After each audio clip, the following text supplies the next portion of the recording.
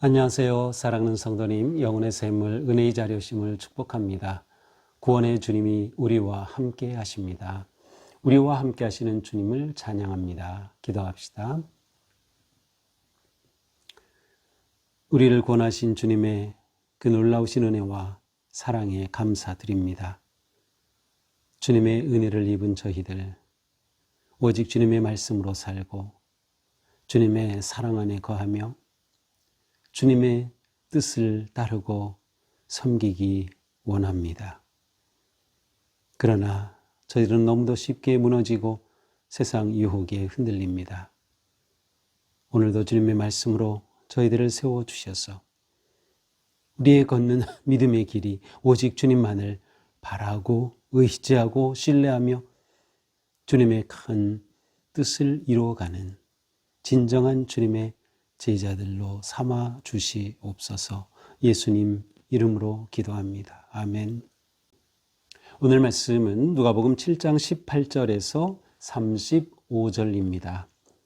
요한의 제자들이 이 모든 일을 그에게 알리니 요한이 그 제자 중 둘을 불러 주께 보내어 이르되 오실 그이가 당신이오니이까 우리가 다른 일을 기다리오리까 하라 하매 그들이 예수께 나가 이르되 세례 요한이 우리를 보내어 당신께 여쭈어 보라고 하기를 오실 그이가 당신이오니까 우리가 다른 일을 기다리오리까 하더이다 하니 마침 그때에 예수께서 질병과 고통과 및 악귀 들린 자를 많이 고치시며 또 많은 맹인을 보게 하신지라 예수께서 대답하여 이르시되 너희가 가서 보고 들은 것을 요한에게 알리되 맹인이 보며 걷는 사람이 걸으며 나병 환자가 깨끗함을 받으며 귀먹은 사람들이 들으며 죽은 자가 살아나며 가난한 자에게 복음이 전파된다 하라.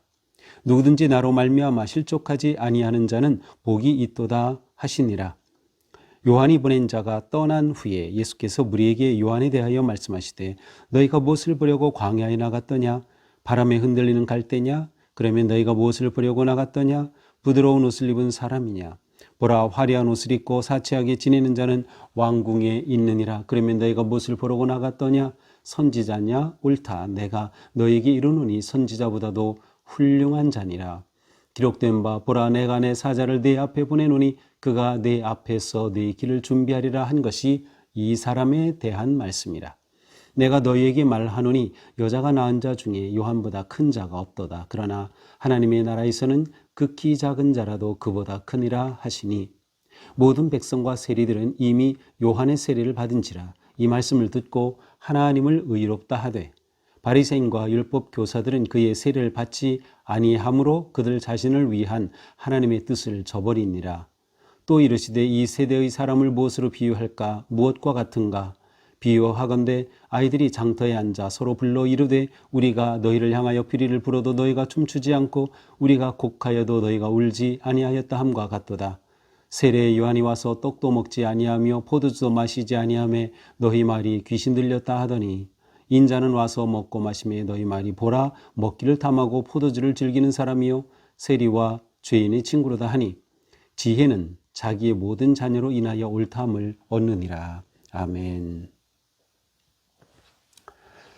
자, 예수님의 복음 사역은 놀라운 기적과 치유의 능력을 통하여 많은 사람들에게 소문이 널리 퍼지죠. 자, 예수님께서 이와 같은 놀라운 일을 행하시는 일들이 이제 세례 요한에게도 들립니다. 이 세례 요한에게 이 모든 일을 제자들에게 알렸다. 이 모든 일은 바로 예수님이 하신 일이죠. 자, 이때 요한은 어디에 있었는가 하면 오늘 본문에는 나오지 않지만 감옥에 있을 때입니다. 똑같은 부분이 이제 마태복음 11장 2절 이하에 나오는데 여기서는 요한이 감옥에 갇힌 것으로 분명히 기록되어 있어요. 자, 누가복음에서는 그 말씀은 없지만 사실은 앞에 가서 보면 이미 그러한 내용이 나옵니다. 그래서 누가복음 3장 20절에 가서 보면 분봉왕 헤롯이 한 가지 악을 더하여 요한을 옥에 가두니라. 자, 이렇게 해서 요한이 옥에 가두었다라고 하는 것이 이미 나왔죠. 그러니 지금 요한은 감옥에 갇혀 있는 상황이고 제자들이 이 요한에게 가서 이제 이야기한 거죠. 예수님이 행하시는 놀라운 일도 전해준 겁니다. 그러자 요한이 제자들을 불러서 예수님에게 가서 물어보라는 것이에요. 첫째가 뭐예요? 오실 그이가 당신이 오니까 약속된 언약에 예언된 그 메시아가 당신입니까? 라는 것. 두 번째, 우리가 다른 일을 기다리오리까? 당신이 메시아가 아니면 우리가 다른 일을 기다려야 될 것 아니겠습니까? 라는 그러한 투의 표현이죠. 자, 당신이 메시아라면 어떻게 할 것인가? 이러한 의미가 담겨 있는 그러한 질문이라고도 할 수 있어요. 그러자 이 요한의 제자들이 예수님께 가서 똑같이 묻습니다. 우리에게 이렇게 여쭤보라고 하셨습니다. 오실 그이가 당신입니까? 우리가 다른 일을 기다려야 합니까?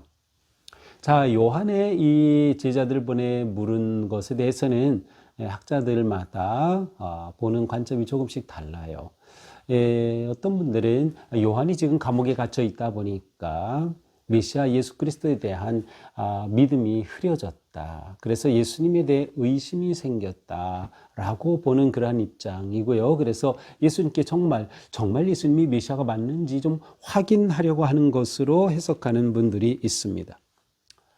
또 다른 하나는 그것이 아니다. 예수님에 대한 세례 요한의 믿음은 분명하다. 그런데 지금 자신은 감옥에 갇혀 있고 이제 예수님이 하시는 일들을 보니까 정말 예수님께서 메시아로 이제 놀라운 일을 하셔야 될 그때가 온 것 같은데, 특별히 여기에서는 예수님께서 정의로운 그러한 메시아로서 불의한 자들, 부패한 자들을 치시며 정의로운 그러한 하나님의 나라를 구현하는 그러한 기대감, 또 그렇게 예수님이 하시기를 바라는 그러한 마음이 오히려 그런 마음이 담겨 있는 것이다. 그래서 예수님께 이렇게 물어보는 것, 오실 그이가 당신입니까? 우리가 다른 일을 기다려야 합니까? 라는 이 물음을 통해 오히려 예수님이 내가 온 것은 정말 정의로운 그러한 하나님의 나라를 이루기 위한 것이지 하고 정말 예수님께서 그 놀라운 능력을 단지 가난한 자들 또 이 병든 자들을 치유하시고 그들을 위한 복음만이 아니라 불의한 악한 이 세력을 쳐부수는 불의한 기득 권력을 대항하고 저항하는 그러한 어떤 강력한 메시아로서 일하시기를 촉구하는 것이 아닌가라고 하는 그러한 해석도 있고요. 또 한편으로는 이제 제자들을 보냈죠. 그래서 이것은 세례 요한이 제자들을 가르치기 위한 것, 이렇게 물어봐라라고 보내므로 제자들이 그렇게 가서 예수님께 물으면서 정말 메시아가 이런 분이구나, 예수님 정말 메시아구나라는 것을 제자들이 깨닫도록, 그래서 제자들에게 오히려 예수님을 만날 기회를 주기 위한 것이 아닌가 이렇게 보기도 합니다. 이 모든 것이 다 포함되었다고 또 볼 수 있을 것 같고요. 네, 어쨌든 이렇게 세례 요한이 예수님께 가서 제자들하고 묻게 합니다. 그런데 이때는 언제예요? 예수님이 놀라운 일을 행하실 때. 그래서 21절에 보니까 마침 그때 예수께서 질병과 고통과 악귀 들린 자를 많이 고치시고 맹인들을 보게 하시는 그러한 때였어요. 이때 예수님이 말씀하시죠. 22절.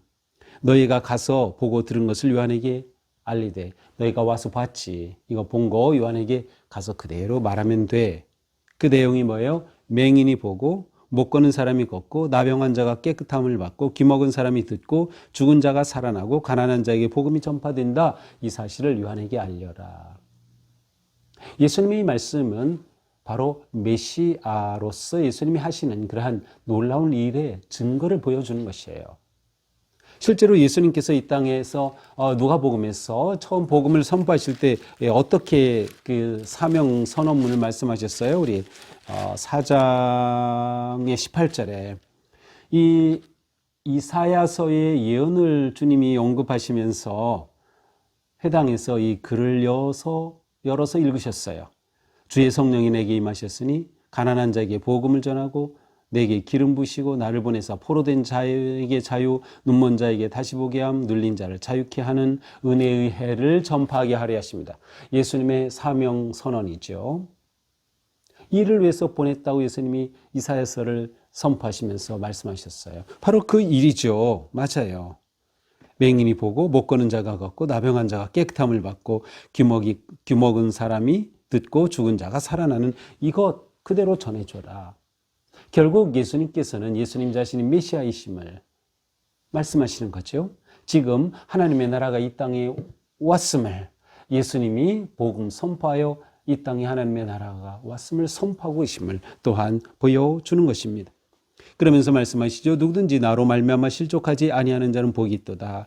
누구든지 나로 말미암아 실족하지 않는다. 실족이라는 단어는 파멸 혹은 덫을 놓다. 그러니까 누구든지 예수님이 오히려 덫이 되어서 넘어지지 않아야 한다. 오히려 예수님 때문에 파멸되지 않아야 한다.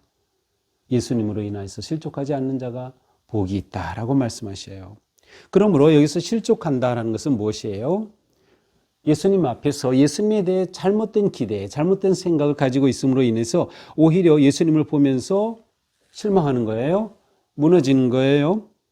파멸에 빠지는 거예요. 예수님을 내가 잘못 봤네. 아, 예수님 그리스도가 아니네. 내가 예수님 따른 게 잘못이네. 자신의 기대와 진정한 예수님의 모습이 만나지 못하는 거죠.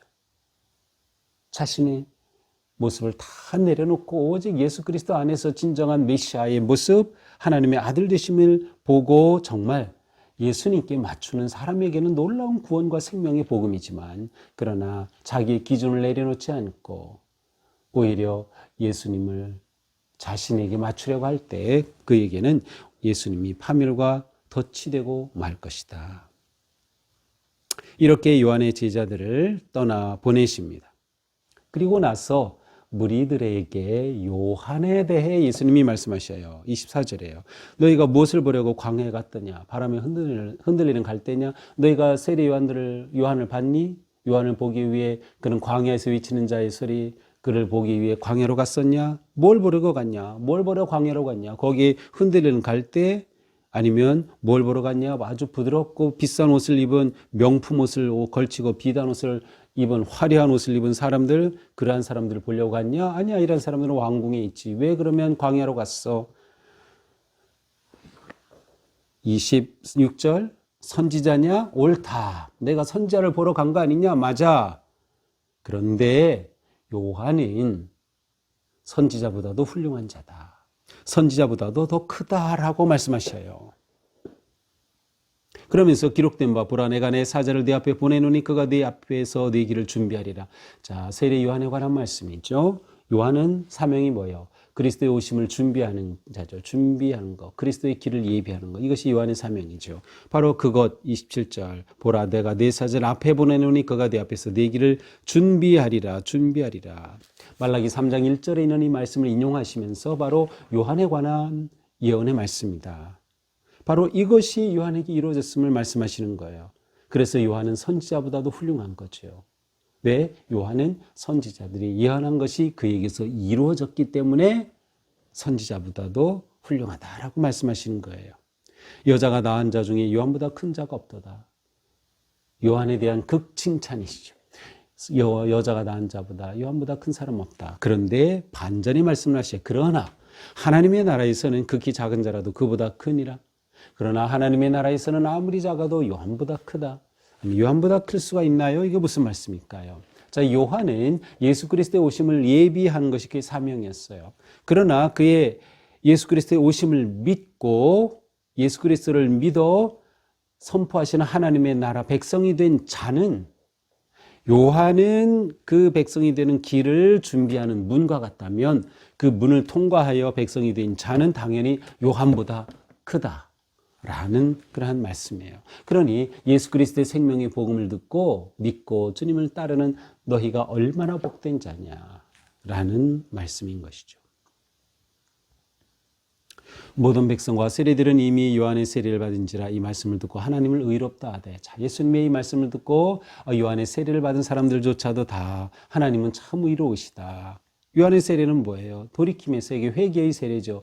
회개하여 천국이 가까이 왔다라고 했던 그 요한의 말씀대로 예수 그리스도를 만나고 예수 그리스도 안에서 하나님의 나라를 얻게 된 이들, 하나님의 놀라운 뜻을 다 이루셨다. 하나님을 의롭다 하는 그러한 존재가 된 것이죠. 그러나 바리새인과 율법 교사들은 오히려 예수 그리스도를 배척하고 회개하지 않고 세례조차 받지 않은 그들은 하나님의 뜻을 저버린 자들이 되고 만 것이에요.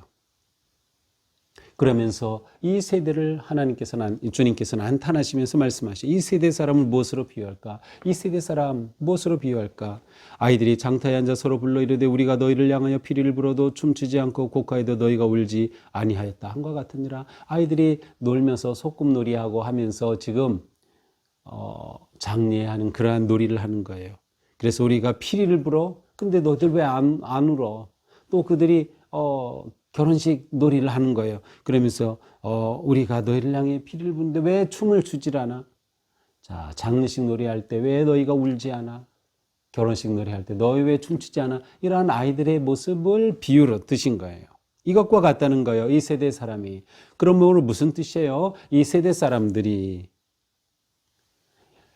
그리스도에 대해 자기들의 생각과 자기들의 기대와 자기의 뜻으로 이렇게 피리를 불고 노래를 하지만 자기 뜻대로 하지 않는 거예요. 예수 그리스도의 복음은 이 세상의 가치와 이 세상의 주장과 완전히 상충이 되는 것이죠. 예수님은 낮은 것을, 겸손한 것을, 온유한 자를 복되다고 하시는 거예요. 그러나 이 세상은 뭐예요? 우리를 향해 아니야, 너희가 더 이렇게 높아지고 권력 있어야 너희가 진짜 복되고 행복한 거야 라고 말하죠. 자기들의 말대로 하지 않는다고 그들은 오히려 불평하는 것이죠. 그리스도의 복음을 깨닫지 못하는 자들의 모습이에요. 심지어 그들은 요한이 와서 회개의 메시지를 선포하고 금식하고 하니까 오히려 요한이 미쳤다라고 하더니 또 이제 예수님은 오셔서 가난한 자들과 죄인들과 함께 먹고 마시며 그들과 함께 하시니까 이제 또 예수님에 대해서 먹기를 탐하고 포도주를 즐기는 자다 라고 오히려 예수님을 또 비난하고 금식해도 비난하고 예수님이 오셔서 잔치 가운데서도 비난하는 거죠. 앞에서 장례놀이 할 때 울지 않고 결혼놀이 할 때 춤추지 않는다고 비난하는 것과 똑같은 거예요. 바로 이것이 이 시대, 이 세대의 모습이다. 그러나 지혜는 자기 모든 자녀로 인하여 옳담을 얻느니라. 하나님의 지혜를 깨달은 자들은 그래서 자기 모든 자녀로 인하여 하나님께서 정말 하나님은 의로우시다. 하나님의 계획과 하나님의 뜻은 옳다라고 하는 것을 드러낸다. 라고 말씀하십니다. 자, 이것이 오늘의 귀한 말씀이죠. 바로 요한의 제자들이 예수님께 보냈던 그러한 그 요한이 제자들을 보냈던 그 이야기, 그 다음에 요한에 관한 예수님의 말씀, 그리고 이 시대에 대한 비유의 말씀입니다. 자, 우리는 이 말씀을 보면서 이 시대는 끊임없이 예수 그리스도와 갈등의 관계에 있어요. 왜냐하면 자기들의 가치, 자기들의 세계관, 자기들의 뜻, 자기들의 목적이 있기 때문이죠. 그런데 예수 그리스도를 따른다는 것은 무엇을 의미해요? 기준이 완전히 예수 그리스도가 되는 것이에요. 기준이 내가 되면 그리스도에 대해 판단하죠. 내가 되면 판단하는 거예요. 그러면서 왜 울지 않냐, 왜 춤추지 않냐, 자기 마음대로 하는 것이죠. 그러면서 그리스도에 대해서도 오히려 비난하고 멸시하는 거예요. 그러나 그리스도가 기준이 되면 내가 잘못됐구나. 겸손하고 온유한 길을 선택하게 되는 것이 예수님이 기준이 된 삶을 사는 것이다. 그러므로 우리가 믿음의 삶에서 중요한 것은 항상 예수 그리스도를 기준 삼아 그리스도께 맞추는 것이에요. 내 우선순위, 내 가치관, 내 삶, 내 모든 것 그리스도께 맞춰가는 것, 이게 진정한 제자의 삶이 되는 것이죠. 이렇게 살 때 이것이야말로 진정한 하나님의 나라를 사는 것이에요.